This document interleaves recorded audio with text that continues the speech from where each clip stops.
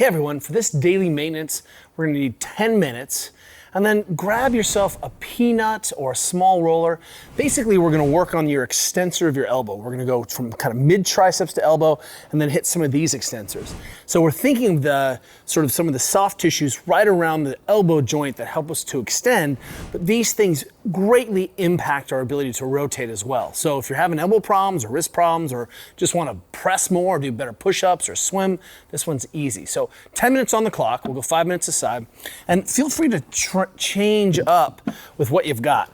Now I'm up on an elevated surface, so this could be your coffee table. It might give you some more action, but I'm gonna start, again, just thinking about what's it look like to put a little input side to side. And I'm just starting kind of mid triceps here.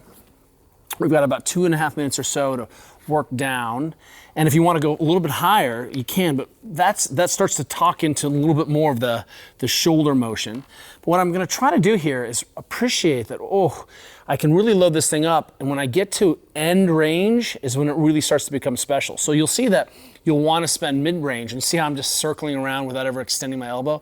So make sure that you're hitting all the rotations. So look what I'm doing. I'm turning my hand, and then I'm going to try to actually extend the elbow all the way. And I'm going to do the same thing on the other side and the same thing at extension on the other side. So I'm looking at what happens in the hand in two positions. And also, I'm trying to touch the corners of making sure that I'm at flexion and hitting that full extension. And then we can start to be a little fancier. I can grab that skin and do that scrubbing down below here. But also, if, like here I am on the lateral aspect of my triceps, if I just need to contract and relax, I can do that too. So just hanging out at end range, contracting, relaxing, if that's sensitive, can make a big difference. Now, triceps are like the hamstrings of your upper body. And they are powerful, powerful extensors. Our friends are benching over 1,000 pounds. Isn't that crazy? 1,000 pounds. I mean, it's almost like the world record squat and bench are very close. So this extension mechanism is very, very important for human beings, and it's very, very powerful. But because the triceps don't give us a lot of grief sometimes, we fail to appreciate how they impact shoulder function and elbow function. Because they get sore, but they never really hurt. Until they hurt, right? Until you've got that sore triceps insertion. So I'm all the way down to the elbow now, and I'm gonna try to tack that skin. Again, remember, part of the game here is to change the environment. How well is all of this skin sliding in and around the bones? I've got some big, big nerves that run through here on both sides because my hands are so important. So, this is an easy way to make sure that the skin is sliding. And as I start to move into extensors, I wanna make sure that I'm accessing all of that, right? And most of us don't have a problem here. So as I drop below the elbow, suddenly I'm like, maybe I can get some push here, but what I maybe want is a peanut, and then I need to get my weight on it. So now I have two choices. One is I can change what's going on at the wrist, and I like that being at the edge of the counter or the table, so it allows me to flex the wrist a little bit and extend the wrist. But two, I can also back up, so go from a flex position to a straight arm lengthened position, and that's definitely gonna change what feels like is happening with that extensor. So what's nice is that most people are doing their forearms in this short lever position, but we're not appreciating the role and the impact of being able to straighten that arm. And you'll see that feels very different. So coming across, rolling, and again, whatever you have, even this is one of our most beat up peanuts here, and I can get a lot of weight in this tissue and then just set back. So load that thing up, open the hand, set back, roll into that lateral side. We're starting to catch some of the flexors, but we're really interested in what's going on with the extensors here. And what's fortunate about this is that it's easy for me to have pretty good access to all of these positions, even though, they seem like they're difficult to get, but they're not, because you can really get into the forearm here. And what I'm doing now is notice how I'm working on so much external rotation. So that's the driver when we miss this motion. So I'm just loading up in between. I'm able to kind of feel like I'm sinking between the bones here. And in this position, the forearm isn't crossed. In this position, the radius comes across the ulna and it crosses. And so I'm trying to access some of those tissue systems when the bones are in parallel, not when they're crossed.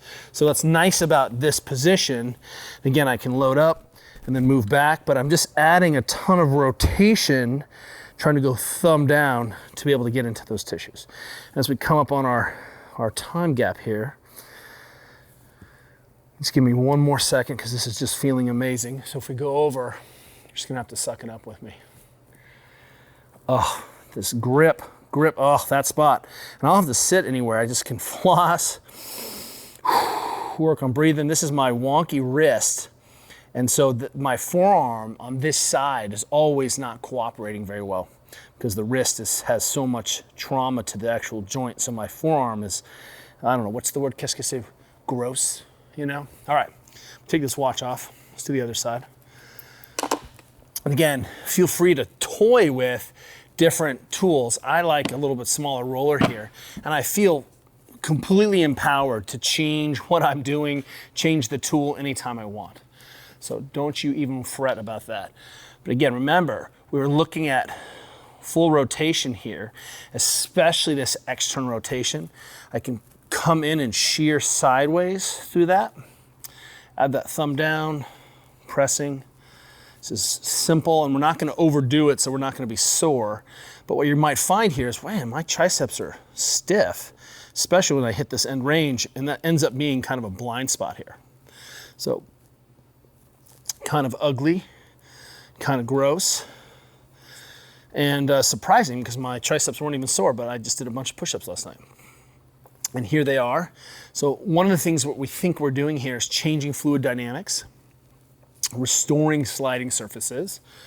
That's it. It could be as simple as that, right?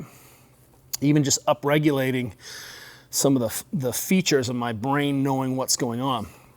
So I started at the elbow, moved up this time, but feel free to play with whatever you want. But I want to make sure that you're thinking triceps coming in. I mean, the head of the triceps there is thick and it has insertions from both sides. So if you're not coming in obliquely through those triceps, you may be missing some key aspects of improving function. And stiffness is just inefficiency. So, you know, it may not hurt, but your ability to kind of fight resistance and have access to your full range, especially rotation. It's easy to forget the relationship of moving the forearm, having choice here as it relates to what's going on with the triceps. And if you don't believe me, touch your triceps and then just go ahead and move your forearm back and forth and you're like, whoa, that's weird. All right, so 2 minutes here. And then I'm gonna switch. Oh, so good. Switch to the forearm. I'm gonna go old school here and grab the gem. And I'm just gonna sink in and then try to straighten. So I'm sinking, and notice I'm adding that external rotation so it goes palm up. Of course, I'm interested in palm down too, but what I'll notice is that if I load that tissue up, I'm just tacking it, and then I'm loading it from basically both sides.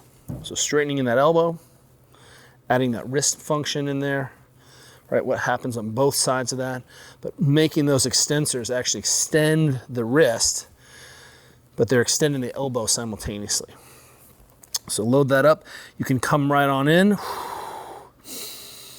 and just add some motion in here, flossing back and forth, get that forearm moving. Ooh, that's good. That is gross. So it's nice, again, is being able to lay that apart, and then I'm using the edge to basically sink in between those two bones. You know, you certainly could come over the top and hit some of the extensors this way, but in that position, that radius is crossing from the outside of the elbow to the inside. So this is a little bit more effective at accessing that. And if you want to go all the way down to your wrist, you know, and do that same thing, feel free, but we're just thinking about, in this kind of quick 10 minutes, it's just hitting the big extensors right around the elbow. But by all means, knock yourself right out if you have a little bit more time. I think we're getting close. Oh. And again, notice that I'm moving from both sides. and doing what we engage in or what we call informed freestyling, which is playing with your positions and mechanics, addressing those tissues that are stiff in the way that your body gets stiff, right? Because Mr. Miyagi said, learn karate from a book. And as he was pointing out that, you know, there's a little bit more nuance in there, so we can have principles. But I'm saying, as I trust you. Done. Super simple. What you'll see is improving this extension is going to improve your ability to actually get into flexion, right, to close that down, and it gives you more choice, and you'll see that you can even do things like typing more. But as we try to untangle kind of common wrist problems, common elbow problems, it's easy to forget the basics. And the basics are, I have some big powerful movers here that can grip and hold for a long time, and they get stiff. See you next time.